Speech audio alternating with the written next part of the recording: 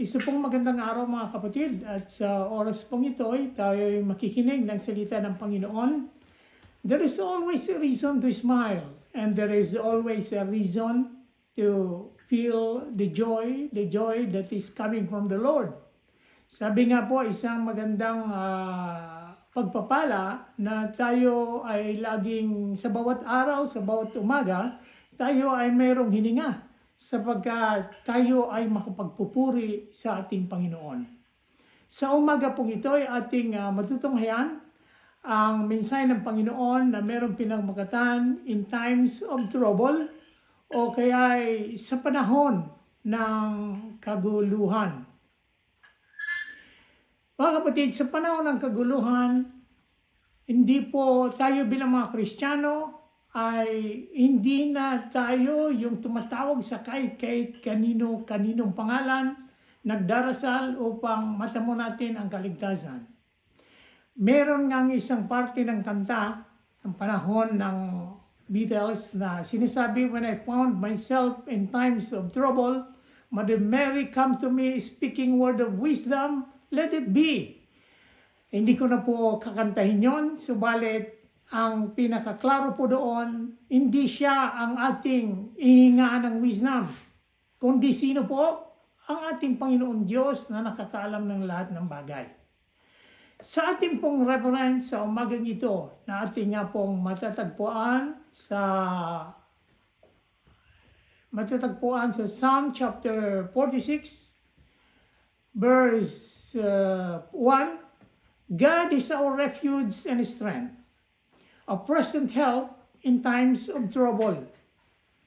Ang Diyos ang ating lakas at kanlungan at handang saklolo kung may kaguluhan.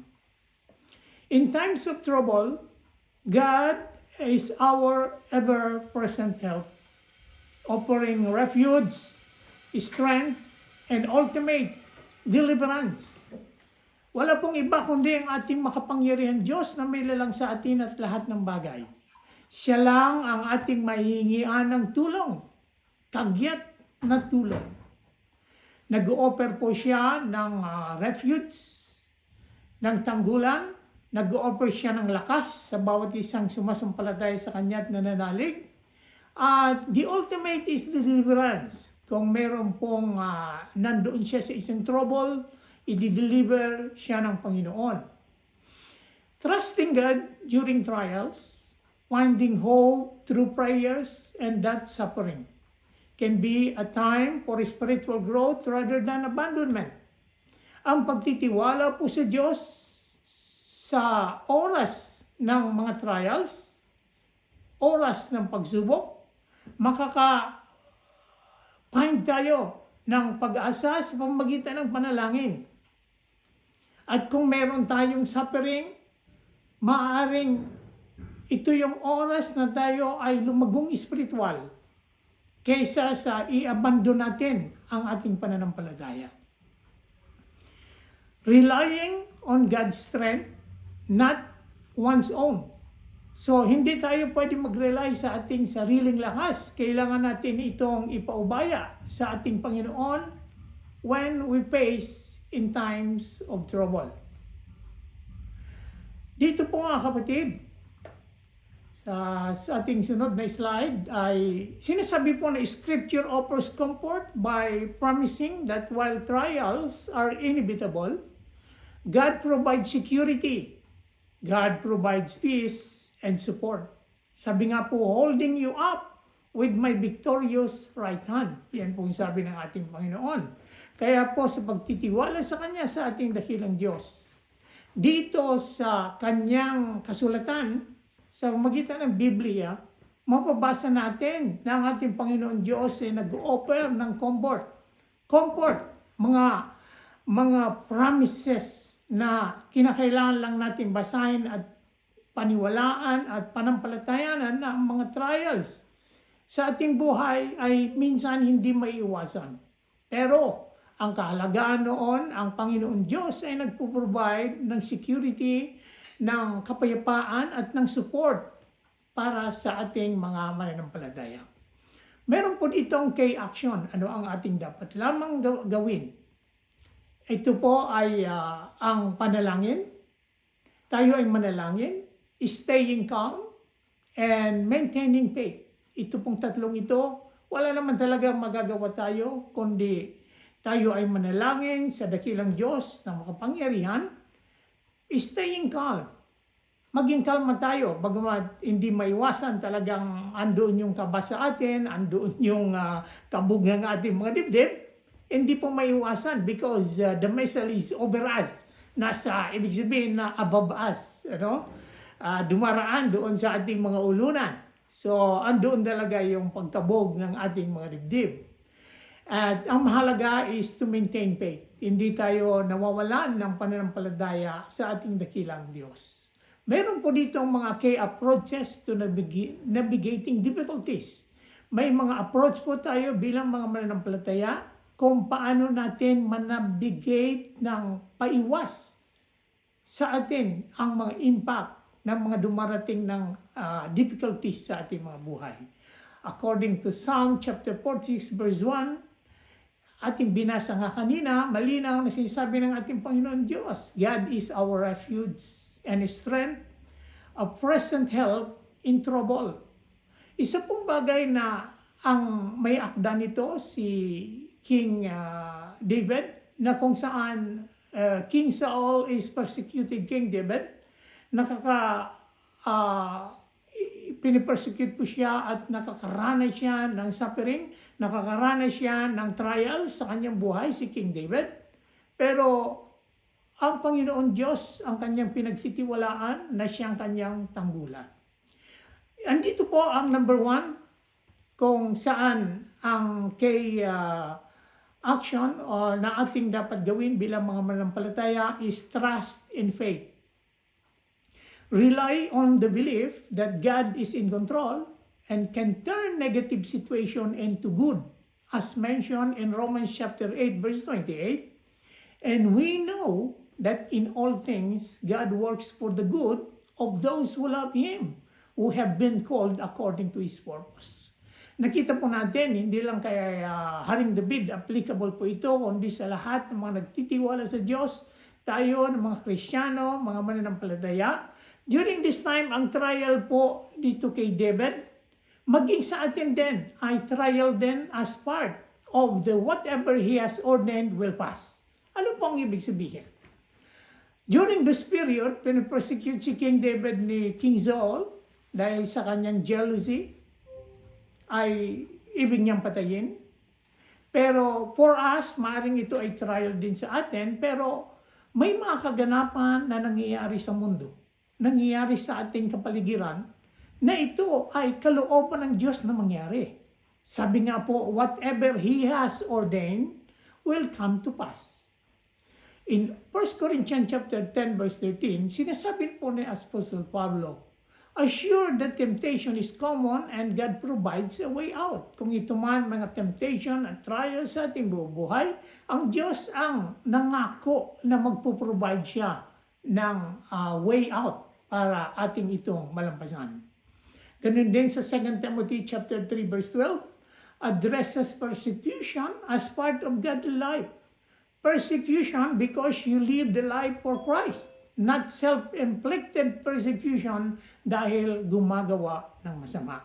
So, ito po, yung mga persecution dahil sa pangalan ng Panginoon Hesus ay talagang lahat ng namumuhay na mayroong kabanalan kay Kristo ay magsasuffer ng persecution. There is no exemption. Ang pangalawa po, ito yung view as temporary. Ano ba ang kailangan nating gawin upang ito'y ating malampasan? Tingnan daw natin ito sa ating mga pananaw, ito ay temporary lamang, ito ay lilipas din. Sabi nga po dito, understand that hardship is not permanent and that your story does not end in heartache. So, maliban doon sa hindi nga ito permanent, ito ay temporary lamang, ito ay lilipas, sa ating mga kwento, ito ay hindi nagtatapos sa heartache or heart pain or sakit ng ating mga damdamin. Hindi ito nagwawakas doon sapagkat ang ating Diyos, ang ating tanggulan at tagapagligtas. Mga kapatid, In our situation today, nowadays, dito, lalo na dito sa Bahrain, okay? From Saturday, naramdaman natin from the 28th of February hanggang March 6, ay natingnan natin na meron tayong kaba, meron tayong takot sa ating mga dibdib dahil sa kaganapan. Kinakabahan, okay? Iba ay kumakabog ang dibdib. Paano nga? First time natin. Di ba? First time. Everything has a first time. Talagang pansinin yung mga kapatid. Nung 3rd to 5th day or ngayon ay 7th day na from the start, ay medyo nakakatulog na tayo. Nakakatulog na tayo ng medyo mahimbing, maliban lang kung nag-alarm yung ating mga cellphone ay nagigising tayo at nagugulat. Pero noong first at second day, halos hindi tayo makatulog, affecting our mental health. Dahil nga, andoon yung kaba sa ating mga dibdib na nararanasan, andoon yung takot. Pero may isang kanta nga na fear or ang takot ay nasa isip lamang. Bakit kaya ito ginawa niyang lyrics doon sa kanyang kanta? At alam natin, nang tayo naging Kristiyano, if we realize, nagkaroon tayo ng takot at ito ay sa isip lamang dahil nga hindi natin alam. We don't know, we don't understand things. Hindi natin. Minsan, sa kadiliman, bakit natatakot ang isang tao? Kasi hindi niya alam kung anong mayroon doon. Pero kung nasa liwanag tayo, there is no fear. Kung alam natin, we understand things that ito ang mga bagay na nangyayari at mangyayari, ay hindi tayo magkakaroon ng takot sa ating mga dibdib, ating mga isip. In John chapter 16 verse 33, sabi ko nga po kanina, no, bago ko basahin ito, sabi ko kanina, whatever God has ordained will come to pass. Ano man kanyang inordain, ano man ang kanyang itinakda, ito ay talagang magaganap. So, kinakailangan lang natin itong malaman para hindi naman tayo ma-surprise, hindi tayo magkaroon ng takot. John chapter 16 verse 33, sinasabi po, in this world, you will have trouble, but take heart, I have overcome the world. Pansinin po natin mga kapatid, ang ating Panginoon si Kristo ay nag-iiwan sa atin ng salita, na ang sinasabi niya, in this world, you will have trouble, but take heart, I have overcome the world. Isa pong kaganapan na probisya na binabanggit ng Biblia para malaman natin kung ano talaga ang magiging kaganapan in the future or even in the present day ay ang tinatawag na Confederation of Nations. Bagamat malamang na hindi natin pinag-uusapan ang mga prophecy na darating, especially the end times. Hindi natin binibigyan ng diin, binibigyan ng pansin, sapagkat mayroon naniniwala na magkakaroon lang ito ng takot sa ating mga isipan at sa ating mga dibdib pag ito na ating nalaman. Pero ang katotohanan po, kinakailangan natin itong malaman for us to understand things. What is happening, what is things to come, para hindi na tayo nasusurprise, hindi na tayo natatakot. At alam natin ito'y magaganap sapagkat it was been ordained by God and it will come to pass. Sa ganito po ay nagkahanda tayo sa ating mga isipan at kalooban na kung ito man ay mangyari, ito ay kalooban ng Panginoon at sa Kanya rin pag-iingat sa bawat isa atin. Ang Confederation of Nations ay naganap po ito na nagkaroon ng prophecy is 2,600 years ago and it was prophesied by Prophet Ezekiel. Sino po ito si Prophet Ezekiel? Prophet Ezekiel was a 6th century BC Hebrew priest and prophet exiled to Babylon who delivered urgent messages of judgment and future restoration to the captive Israelites. During this time ng kanyang lang captivity doon sa Babylon, ay nagkaroon siya ng isang pangitain, isang propesya na magaganap And it happens only almost now, 2,000 years after ng kanyang prophecy. Ito po ay mapabasa natin mga kapatid. Ibig ko pong bigyan ng pagbabasa doon sa Book of Ezekiel. Pero ito po, kung mapapansin nyo, nakikita nyo itong map na ito. Doon po sa Ezekiel chapter 38, even 39, ay binabanggit po itong mga bansa na ito. Mga lumang pangalan ng bansa na sasalakay dito sa bansang Israel. Na kung saan sa luma pong bansa ay tinatawag na Put, merong Cush, meron din siyang tinatawag na itong ang Persia, Magog, Togarma, at even yung Bet Togarma at Gomer. So ito po yung mga lumang mga pangalan ng mga bansa na napalitan na po ng panibagong modernong pangalan after 2,600 years. Na atin nga pong makikita dito sa screen, dito po sa bandang kaliwa, ay makikita natin ang mga panibagong pangalan, mga modernong pangalan ng magbansang ito na nabanggit dito sa Old Testament prophecy ni Prophet Ezekiel. Ibig ko pong, para po ating malaman, ibig ko pong basahin na lamang ito kung ano nga ba ang patuloy na ang tinutugma, ano ang tinutukoy tungkol dito sa propesiyang ito. Ezekiel chapter 38, ang hula tungkol sa Gog sa salakay sa Israel. Ang Gog po ay siyang leader ng Magog. So ito po ang sinasabi at ang salita ng Panginoon ay dumating sa akin na nagsabi, Anak ng tao, iharap mo ang iyong mukha sa dako ni Gog, sa lupain ng Magog na prinsipe sa Ros, sa Meshek at sa Tubal. Ito po yung Magog na present time Russia. Ito po yung prinsipe sa Ros, means Russia. Sa Meshek, means Moscow. At sa Tubal, ito po yung Tubalsky, isang lugar po na andoon sa Siberia na sakop po siya ng Russia. At manghula ka laban sa kanya at iyong sabihin, ganito ang sabi ng Panginoon Diyos. Narito ako'y laban sa iyo, o Gog na pangulo sa Ros, sa Meshek at sa Tubal.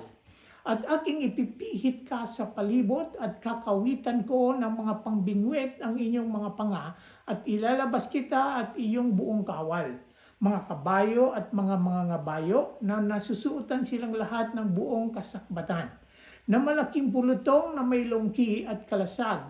Silang lahat ay nangangatangan ng mga tabak. Ang Persia, ang Kos at ang Put ay kasama nila. Silang lahat na may kalasag at turbante. Ang Gomer at ang lahat niyang mga pulutong, ang sambahayan ni Togarma sa mga pinakahuling bahagi ng hilagaan at lahat niyang mga pulutong, maraming bayan na kasama mo. Dito po mga kapatid, ipagpapatuloy upang kumuha ng samsam at upang kumuha ng huli, upang ibalik ang inyong kamay laban sa mga gibang dako na tinatahanan ngayon at laban sa bayan na napisan mula sa mga bansa na nagtangkilik ng mga hayop pamapag-aari na nagsisitahan sa gitna ng lupa. Dito po mga kapatid, ito yung tinatawag ng Confederation of Nations na long time before ay hindi sila kakaisa, subalit ngayon it already taking shape. Itong mga bansa, mga modern name ay nagkakaisa po ito sa kanilang confederation in the due time. Sasalakay po sila sa Israel. Ngayon, ano ang participation nitong Arab nations? Dito po sa 13, binabanggit sila. Ito po, ang Siba at ang Didan at ang mga lalakal sa Tarsis, 10 ng lahat ng batang leon ay magsasabi sa inyo, na parito ka baga upang kumuha ng samsam, pinisan mo baga ang iyong pulutong upang kumuha ng samsam, upang magdala ng pilak at ginto, upang magdala ng mga hayop at mga pag-aari, upang kumuha ng malaking samsam. Mga kapatid, ang Siba at ang Didan po, ito yung Saudi Arabia at ang Didan naman na located sa south, ito po yung tinatawag ni Yemen. At dito po mga ngalakal sa Tarsis, nang ibig sabihin during the time, this part doon sa Tarsis po ay makikita natin in the part of northern Israel, sa may bandang Lebanon, na kung saan 10 ng lahat ng batang leon niyaon. Mga kapatid, sa mga bandila po ng mga may leon, nakita natin that even this Persia, before it called, ngayon po ay tinawag na Iran, ang kanilang bandila ay may sigisag na leon. Na ang mga bagay na ito, yung mga bansa na mayroong sagisag nito na in the prophecy ay hindi kabilang doon sa sasalakay doon sa Israel. Kaya po, ang GCC po, according to the prophecy, ay hindi magpa-participate dito sa Confederation of Nations. Ituloy ko po sa 16. At ikaw ay sasampalaban sa aking bayang Israel na parang ulap na tatakip sa lupain. Mangyayari sa mga huling araw na dadalhin kita laban sa aking lupain upang makilala ako ng mga bansa pagkat ako'y aariing banal sa iyo, O Gog, sa harap ng kanilang mga mata. If we continue reading on Ezekiel chapter 39, na kayo na po ang magbasa, nakita natin kung paanong kinubkob ng Panginoon Diyos ang mga sundalong andoon na ang dito po sinasabi po rito na ang mga sundalong lulusob doon na parang ulap na tatakip sa lupain. Imagine po kung gaano sila karami. Subalit, ano ang mangyayari? Ano ang magiging consequence? Ano ang magiging resulta nito? Sinasabi po ng Panginoon dito sa hula, O Gog, dito po, dadalhin kita laban sa aking lupain, meaning sa Israel, upang makilala ako ng mga bansa pagka ako'y aariing banal sa iyo. Ang ibig sabihin, the glory of God. Ang pagkilala sa Diyos bilang siya ang sovereign, siya ang sovereign God, siya ang makapangyarihan Diyos, ay mangyayari after nitong pagsalakay. What will happen? Sabi nga sa mga sundalo na naandoon. Sabi ko nga po, basahin niyo po doon sa chapter 39 ng Ezekiel, pero po, babanggitan ko po dito sa verse 21, at aking tatawagin sa lahat ng aking mga bundok ang tabak laban sa kanya. Sabi ng Panginoon Diyos, ang tabak ng bawat lalaki ay magiging laban sa kanyang kapatid. Na ang ibig sabihin po, by the time of Joshua, nung panahon na yon na yung kanilang mga kalaban na nakubkob, sila mismo ang naglaban-laban ang mga kalaban ng Israel. Ganon din po ang gagawin dito ng Panginoon Diyos na sino mang mga sundalo na sasalakay doon during the time this Confederation of Nations, sila rin ang magpapatayan. Sa 22, at ako'y makikipaglaban sa kanya sa pamamagitan ng salot ng dugo at pauulanan ko siya at ng kanyang mga pulutong at ng maraming bayan na kasama niya ng napakalakas na ulan at ng mga malalaking granizo ng apoy at ng asupre. Ito pong malalaking granizo, mga kapatid, ito po yung mga yelo. Dito po minsan umuulan maliliit. Ito po yung tawag na hail. Pero sabi po dito sa prophecy, malaking granizo. Ibig sabihin, di natin alam kung kasing laki siguro ng bahay, ang yelo ang siyang babagsak doon sa mga sundalong ito. Sa 23, at ako'y pakikitang dakila at banal, at ako'y pakikilala sa harap ng mga mata ng maraming bansa at kanilang malalaman na ako ang Panginoon. Mga kapatid, after this scenario, I believe there are so many people will be converted and trusted the Lord God who created the heavens and the earth and Jesus Christ. Kaya marami ang mabubukas ang kanilang mga mata na ang totoong Diyos ang lumalang ng langit at lupa. Walang hindi iba kundi ang ating Ama at ang ating Panginoong Jesucristo. Ibig ko pong banggitin din sa Matthew chapter 24 verse 3 onward, ang binabanggit ng Panginoon tungkol sa mga nangyayari bago pa man siya bumalik. Sabi po ng kanyang alagad, kailan po bang mangyayari ang mga binasabi niyo dito po sa Matthew chapter 24 verse 3? Ano po ang magiging palatandaan ng iyong muling pagparito at ng katapusan ng mundo? Sumagot si Jesus, mag-iingat kayo upang hindi kayo mailigaw ni numan. Maraming paparito sa pangalan ko at magpapanggap na sila ang Kristo at marami silang maililigaw. Number 6. Makarating kayo ng mga labanan, makakarinig kayo ng mga labanan at makakabalita ng mga digmaan sa iba't ibang dako. Ngunit huwag kayong mababahala dahil talagang mangyayari ang mga iyon, bagamat hindi pa iyon ang katapusan ng mundo. Maglalaban-laban ang mga bansa at gayon din ang mga kaharian, magkakaroon ng tagutom at lilindol sa maraming lugar. At ang lahat ng mga ito'y pasimula pa lamang ng mga paghihirap na tulad sa isang babaeng nanganganak. So ito yung mga palatandaan, simula pa lang ito. Kung titingnan natin, according dito sinasabi ng ating Panginoon Jesucristo, mga kaguluhan, mga digmaan sa iba't ibang dako ay simula pa lamang ng tinatawag na paghihirap. Dito po sa 9, pagkatapos ay kapuputan kayong lahat dahil sa inyong pagsunod sa akin, isasakdal kayo upang pahirapan at patayin.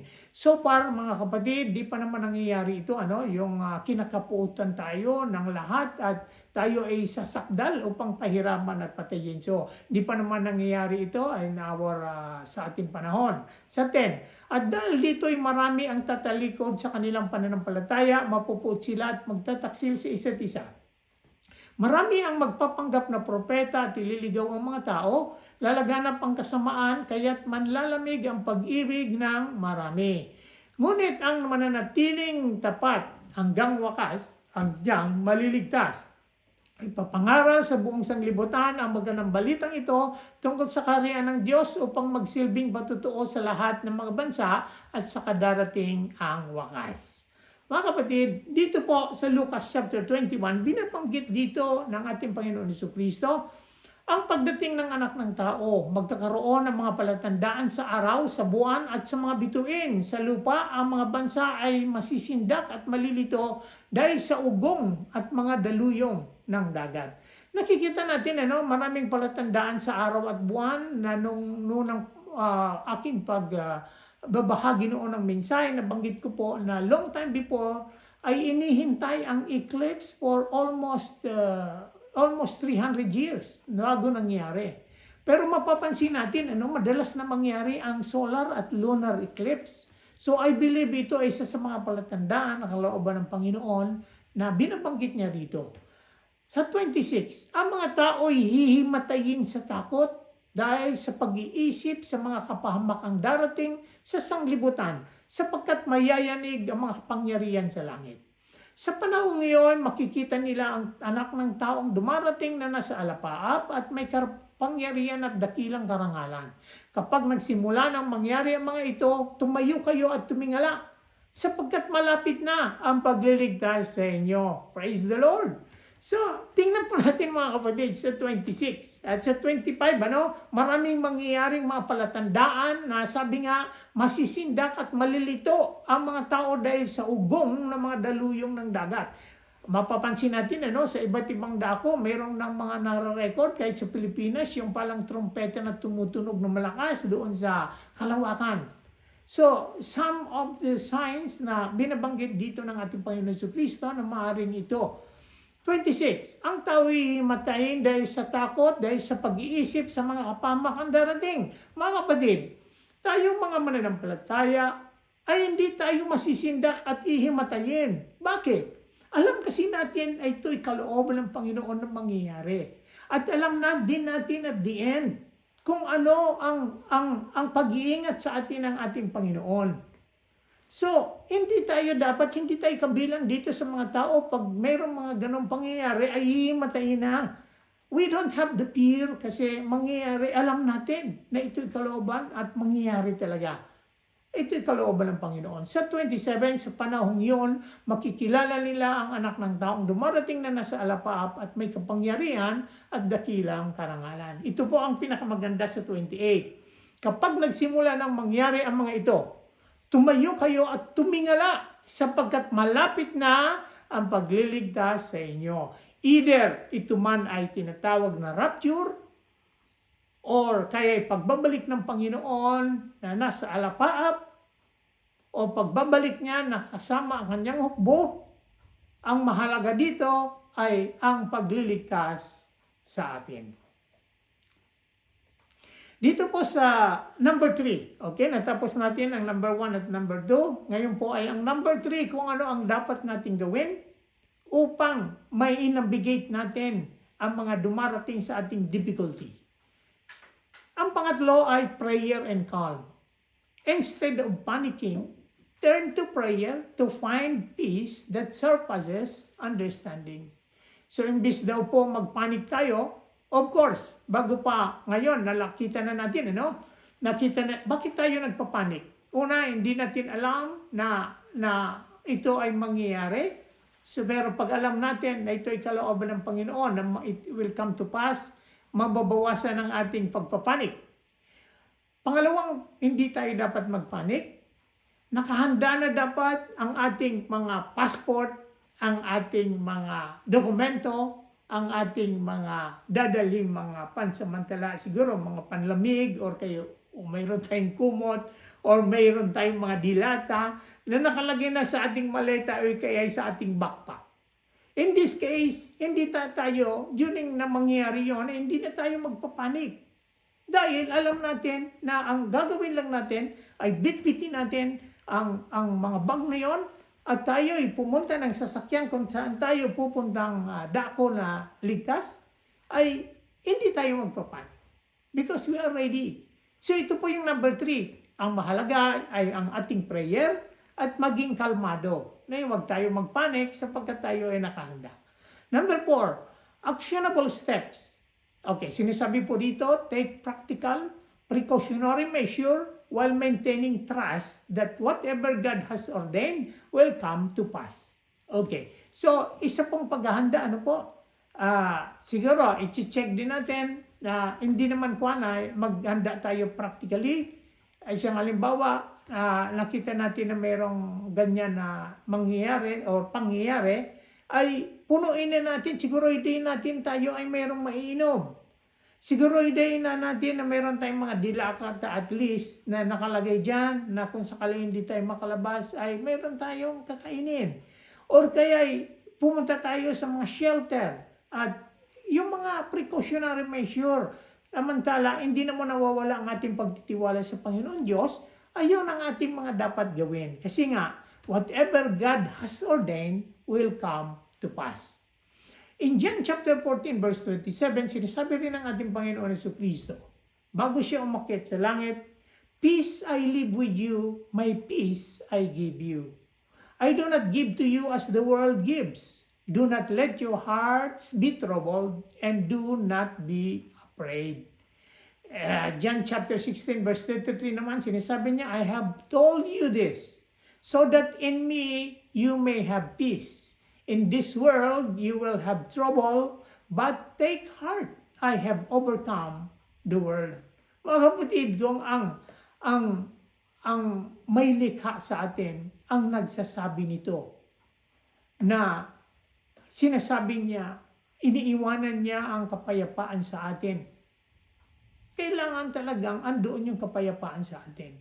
Meron nga ang sinasabi ang ating Panginoon Jesucristo na huwag kayong matakot sa mga tao or sa mga entity na makapatay lang ng ating katawan pero hindi ng ating kaluluwa. Ang sinasabi ng Panginoon, matakot kayo doon sa makakapatay na ng inyong katawan, maging ang inyo ding kaluluwa. So ang ibig sabihin, kahit sino ba ang ating pinagtatrasan? Ang makapangyarihan sa lahat, ang ating Ama at ang ating Panginoong Hesu Kristo. Mga kapatid, in conclusion, sa ating wrap up po in times of trouble. Number 1, trust and faith. Rely on the belief that God is in control and can turn negative situation into good. Number 2, view as temporary. Understand that hardship is not permanent and that your story does not end in heartache. Number 3, prayer and calm. Instead of panicking, turn to prayer to find peace that surpasses understanding. Number 4, actionable steps. Take practical, precautionary measures while maintaining trust that whatever God has ordained will come to pass. Mga kapatid, ultimately, these things are viewed as moments to rely on divine strength, which can lead to personal growth and a stronger, more resilient internal state. So, dito po pag tayo yung mga pagkakataon na ito, patuloy tayo nagre-rely doon sa kalakasan ng ating Panginoon. Magli-lead sa ating personal growth. Mag-grow po tayo bilang mga mananampalataya at magkikaroon tayo ng kalakasan.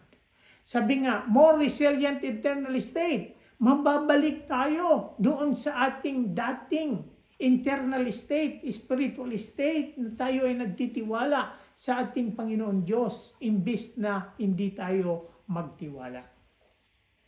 At dito po mga kapatid sa ating challenge, encouraging actions. Be still and know that I am God. So sinasabi po ito ng ating Diyos na be still. Praise. Offering praise even in the middle of crisis is a powerful act of faith.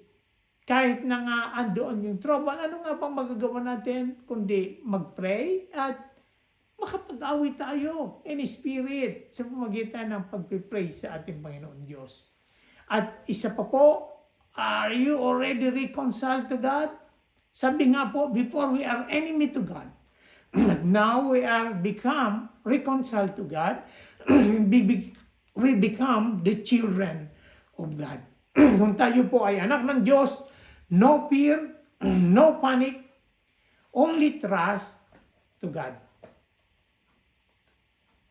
Dito po, nag-send po ako last time how it feels to watch the news as a Christian. Ito po na kung alam na ng Kristiyano na ito yung mga mangyayari at kalooban ng Panginoon and it will come to pass. Ano mangyayari? Relax na ang isang mananampalataya. Okay, ito ay isang paglalarawan lamang na tayo bilang mga Kristiyano, sinasabi ng Panginoon na huwag tayong mabahala. Read. Ang mahalaga din ay to read and understand the Word of God, not to be ignorant on what is happening around us. Sabi po sa Isaiah chapter 41 verse 10, don't be afraid, for I am with you. Don't be discouraged, for I am your God. So, amen po. God bless us all and glory to God. Tayo pong lahat ay dumako sa ating pangwakas ng panalangin. Amang Diyos na dakila, maraming salamat, O Diyos, sa mga narinig namin encouragement, sa mga narinig namin that we don't need to be panic, we don't need to have fear, but to trust in you, to pray on you, to give us strength. Sa mga pagkakataon na ito, O Diyos, in times of trouble, ay kinakailangan, Panginoon, na kami lagi nagtitiwala sa iyo at malaman namin kung ano ang iyong mga kalooban dito sa mundo. Lord, we thank you so much, Father. Once again, thank you, Holy Spirit, for guiding us. In the name of Jesus we pray. Amen. Maraming salamat po.